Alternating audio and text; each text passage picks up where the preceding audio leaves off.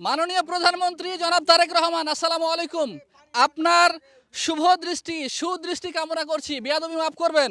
বাধ্য হয়েই এই পলিথিনের উপরে চাষিরা ধান নিয়ে আসছে, এই ধানের উপর থেকে কথা বলছি। কেন বলছি? যে নদীর ওই পারে হাজার হাজার বিঘা জমি রয়েছে, সেই জমির ধানগুলো চাষিরা টাকার অভাবে নৌকাতে করে নিয়ে আসতে পারছে না।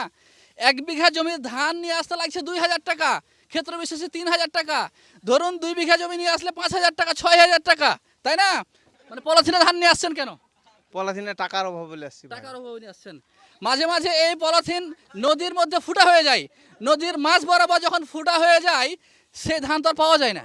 হয়নি। আমার চোখের সামনে একটা হয়েছে, এই যে এইখানে, এই একটু আগেই ভিডিওতে দেখতে পাচ্ছেন, একটু আগেই এই সমস্যাটা হয়েছে যে সমস্ত ধান কিন্তু তার মানে ফুটা হয়ে গেছে। এর ফলে মানে 8-10 জন শ্রমিক মিলে বহু কষ্ট করে এই ধানটা আসলে কিনারে নিয়ে আসছে, ধারে নিয়ে আসছে। এ ধার থেকেও আসলে চলে যাচ্ছে, নদীর তো স্রোত আছে।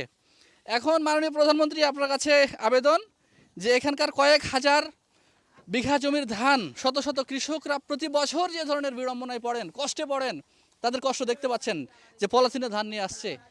যদি একটি ব্রিজ হয়, মাননীয় প্রধানমন্ত্রী আপনি যদি এই ব্রিজটি এলাকার মানুষকে করে দেন, তাহলে এই এলাকার মানুষ চিরকৃতজ্ঞ থাকবে আপনার প্রতি। তারা কিন্তু স্মরণে রাখবে যে তারেক রহমানের সরকার এসেই এইখানে একটি পুনর্ভবা নদীর ট্যাকঠা ঘাটে ব্রিজ নির্মাণ করেছেন।